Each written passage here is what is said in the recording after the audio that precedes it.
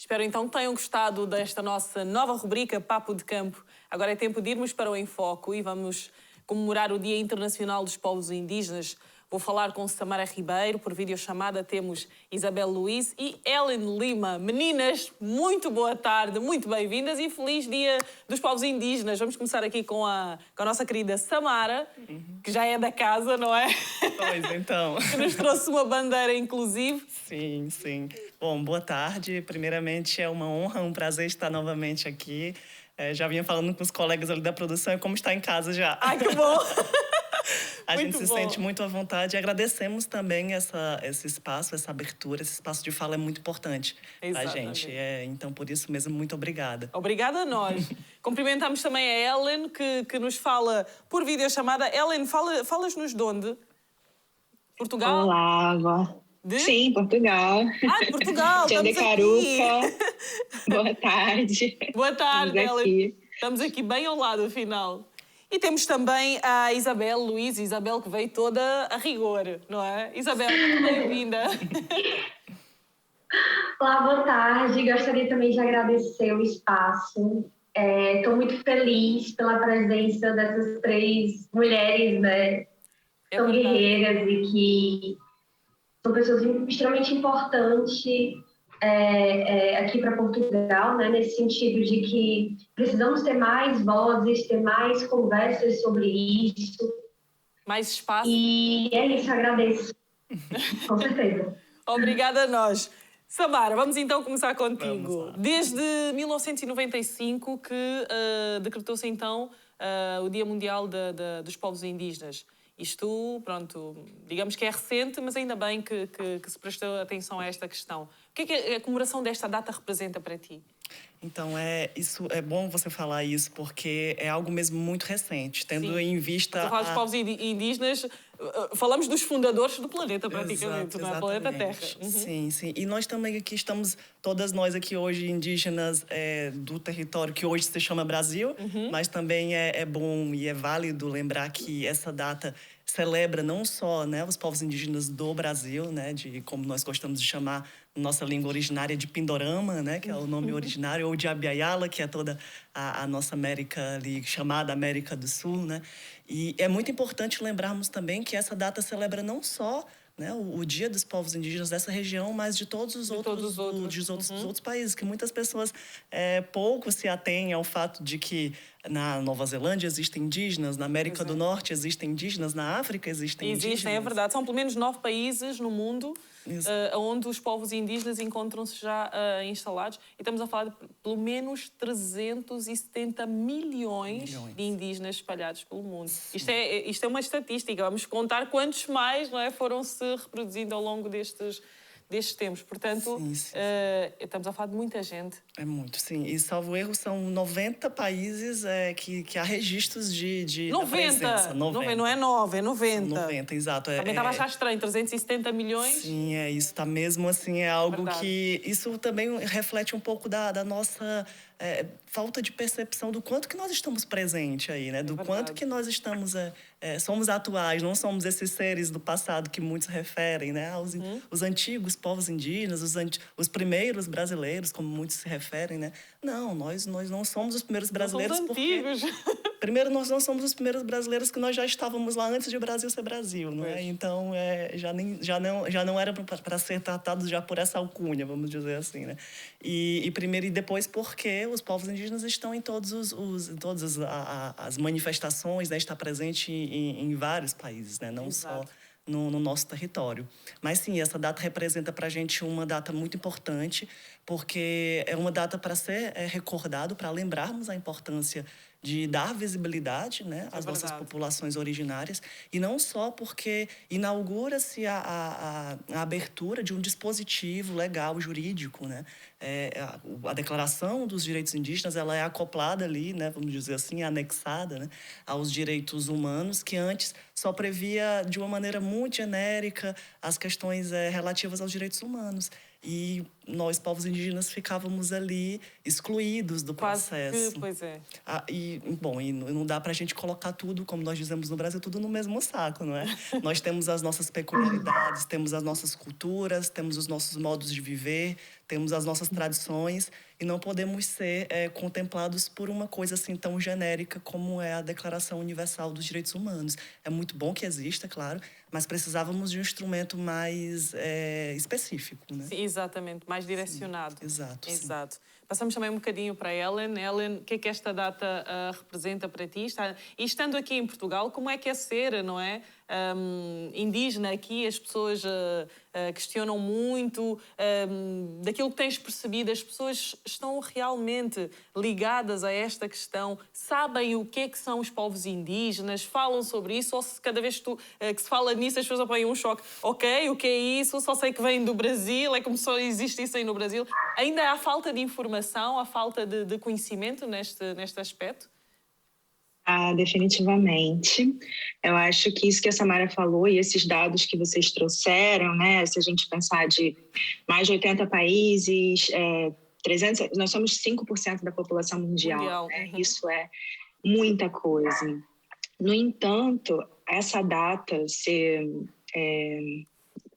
ela está ali, ela significa muito para a gente, porque mesmo que nós sejamos 5% da população mundial e estejamos existindo desde que o mundo é mundo, como se diz, a gente vive sempre com muita vulnerabilidade, em meio a muita exclusão, e de fato esses dispositivos legais, como a Samara muito bem colocou, são fundamentais para que a sociedade, de uma forma geral, possa compreender que nós estamos aqui, que nós estamos vivos, e aí trazendo isso para a pergunta que você fez, que eu achei muito interessante, assim, né? Porque mesmo você estando na academia, ou você estando em espaços onde as pessoas são esclarecidas, ou enfim... Sim.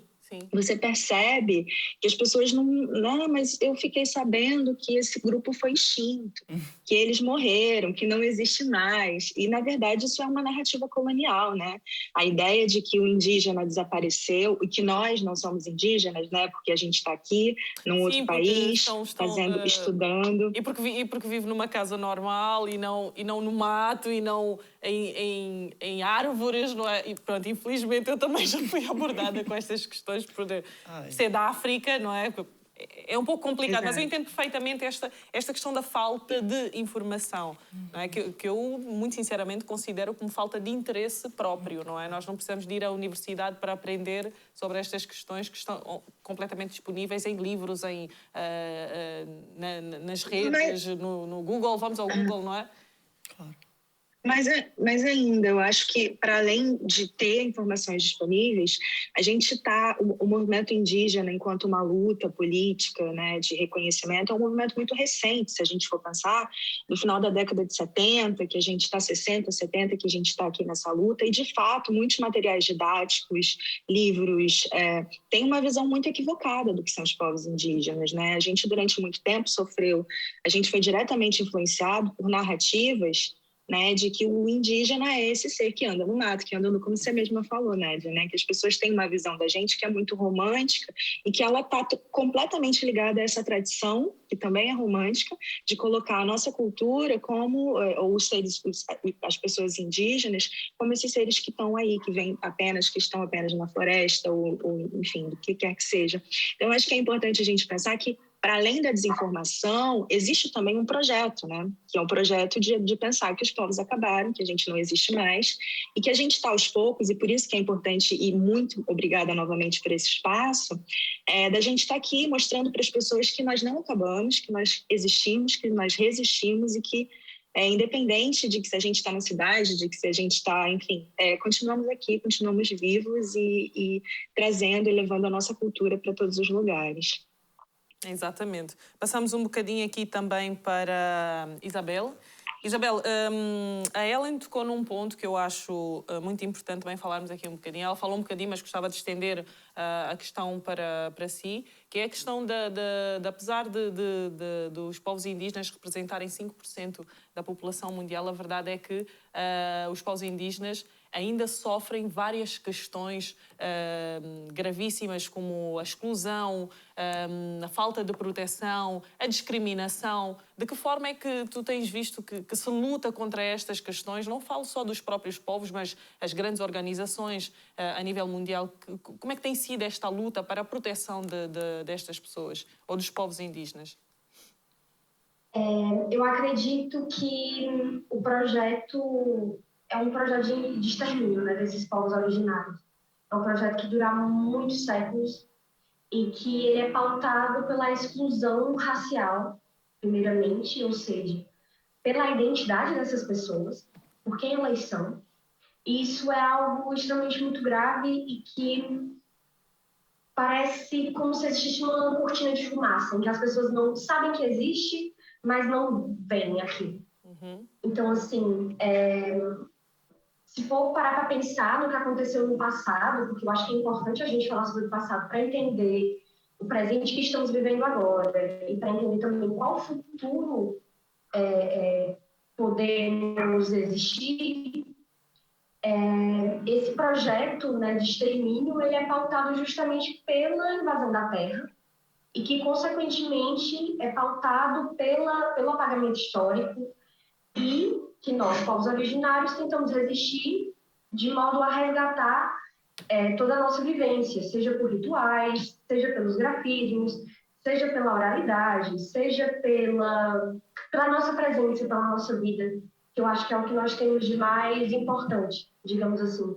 Exatamente. Porque eu acredito, assim como as meninas também, que a nossa presença é algo extremamente importante, a nossa discussão não é algo individual, é algo coletivo. Quando nós falamos por nós não estamos falando apenas por nós estamos falando pelos nossos ancestrais, pelas pessoas que virão, né? E por todos que estão aqui agora, né? Então, assim,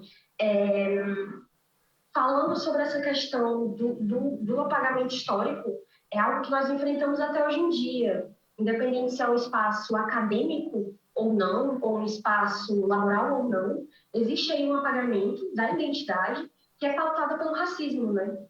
Que é uma fonte de adoecimento mental dessa população, em que se vê invalidada, em que se vê em situações de violência recorrente. E isso é enfrentado não somente no Brasil, mas também em Portugal. Nós três aqui, falo por nós, somos 3 indígenas imigrantes em Portugal, e isso carrega um deslocamento, né, da nossa identidade, um deslocamento da nossa vivência que é muito forte. E é pautado, sim, por momentos de violência, em que somos questionadas a nossa existência, somos questionadas algo básico, nossa vida, se o que falamos é verdade, se isso não é uma história que morreu há 500 anos atrás. E isso é algo que a questão colonial, né, que nós vivemos até hoje, é fortemente pautada. É justamente esse apagamento, essa inviabilização da nossa fala, a inviabilização da nossa vida.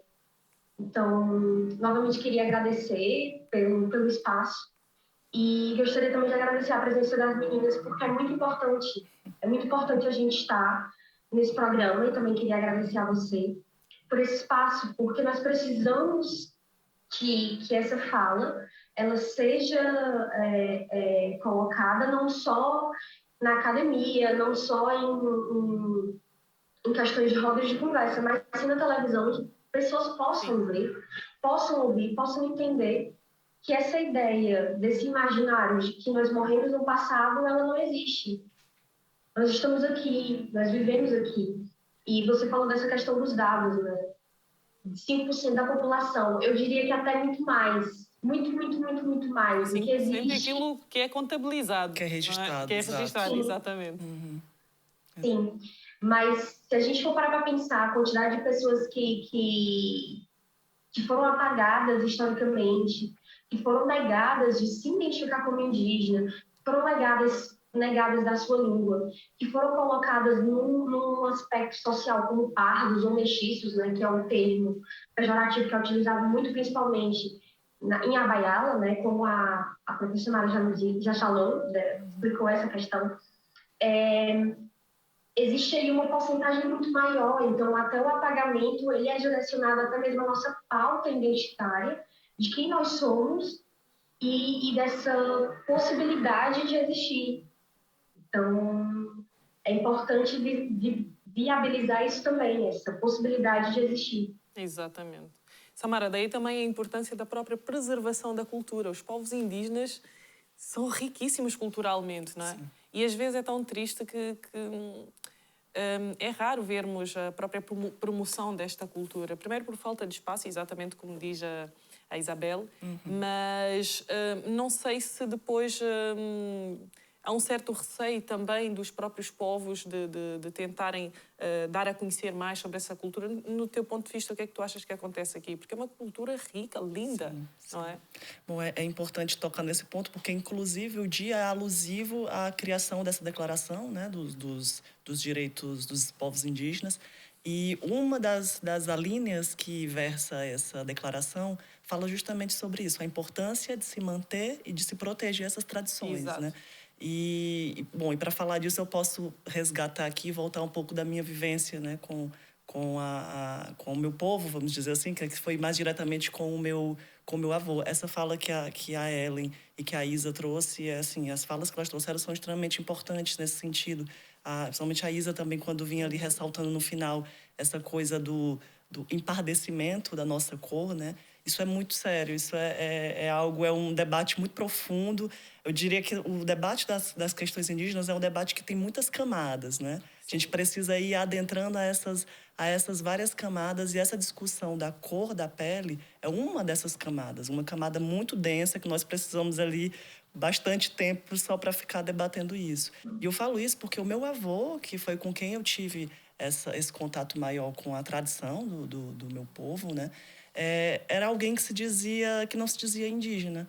E que, se eu não tivesse um olhar muito cuidadoso para observar as formas dele lidar com a natureza, a forma dele fumar um tabaco, né, que ele dizia que não era fumar, era rezar. Ele dizia, não se fuma tabaco, se reza. Exato. E sabe, essas peculiaridades, essas formas, como a gente diz, né, academicamente, esses modos de subjetivação, que nada mais é do que a nossa tradição, né?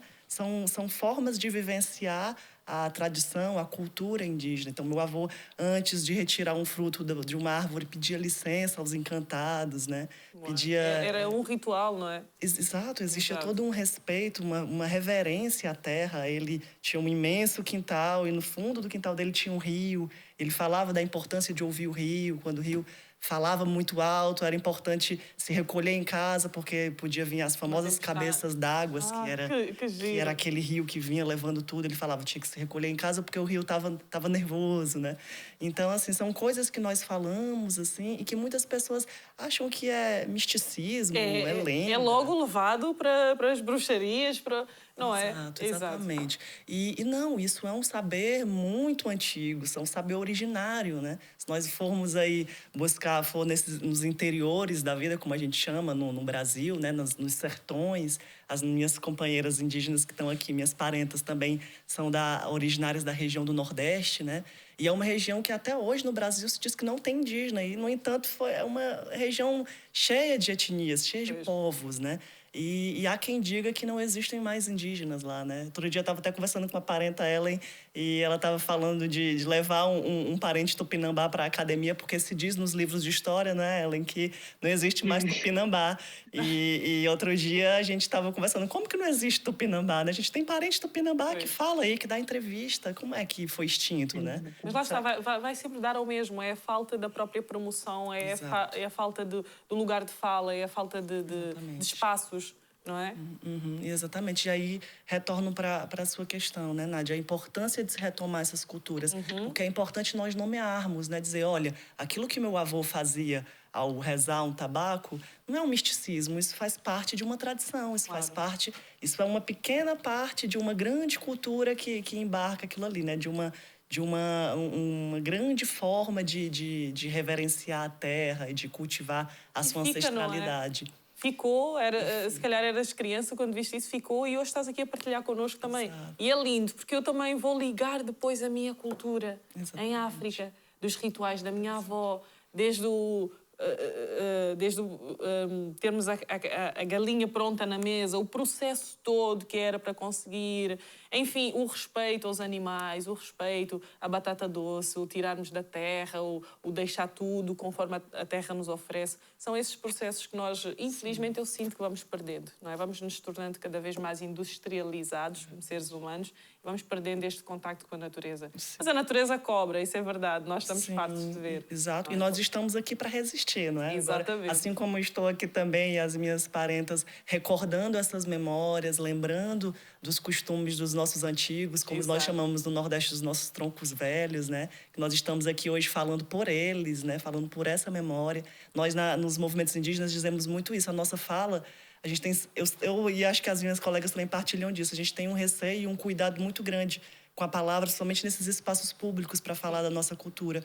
Porque nós falamos sobre nós, mas também trazemos uma responsabilidade que é falar do nosso povo, né? É verdade. E também deixar claro que nós não falamos aqui pelo nosso povo. É muita responsabilidade, mas nós falamos com o nosso povo. Exato. Né? Seria muito bom que tivessem aqui também lideranças dos nossos povos para falar sobre, né? Nós somos indígenas não aldeadas, não estamos mais dentro da aldeia, não estamos dentro daquele contexto de vivência, né?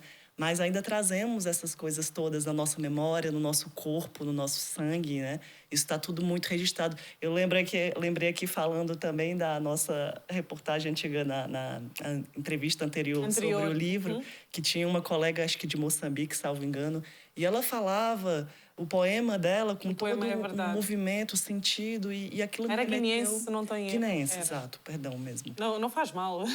E eu lembro exatamente disso, dela falando com os movimentos, e na hora mesmo me remeteu a isso, né? Olha como toda essa memória vem registrada no corpo, né? É verdade. Ela vinha falando quase dançando, é verdade, né? Do embalar. De um embalar, de uma coisa tão bonita e de algo que rompe ao corpo, né? Essa memória, ela é viva, né? É uma memória que resiste não só na nossa fala, na nossa... Como a Isa aí trouxe as pinturas, não só do nosso grafismo sagrado, mas também irrompe da nossa... Mesmo que a gente evite e não queira, uma coisa que uma parenta diz, e eu acho muito bonita, é o ancestral sempre bate a porta, ele sempre vem. E não dá para negar, abrir a porta para alguém que esperou por tanto tempo, né? A gente tem que abrir e dar passagem, não é? É isso mesmo. Samara, Isabel, Ellen, infelizmente o nosso tempo chegou ao fim, mas eu gostava de convidar a Ellen para voltar, porque eu sei que tem um livro, não é, que vem contar um bocadinho também sobre a história, muito daquilo que falamos hoje, portanto fica o convite lançado. Ellen, para nos fazer então uma visita e trazer-nos o livro aqui, será uma honra, uma vez que está em Portugal, quando tiver um tempinho, gostava que viesse ter connosco. Meninas, muito obrigada, foi um prazer enorme. Obrigada. Feliz Dia dos Povos Indígenas. Curtam da melhor forma possível, promovam a cultura, porque no fundo este é o vosso papel também, fora da tribo, né, por assim dizer. Deem a conhecer, é preciso este movimento, é preciso que as pessoas falem cada vez mais sobre isso, porque só assim é que se toma conhecimento. Obrigada. Obrigada. E estamos juntas mais vezes. Obrigada, Isabel, linda e maravilhosa. Ellen, Samara, muitos beijinhos e até a próxima. Obrigada, Nádia. Obrigada. Aljabeté. Como é que é? Aljabeté. Aljabeté, obrigada. Vamos então para um curtíssimo intervalo e eu regresso já a seguir. Não saiam daí. Até já.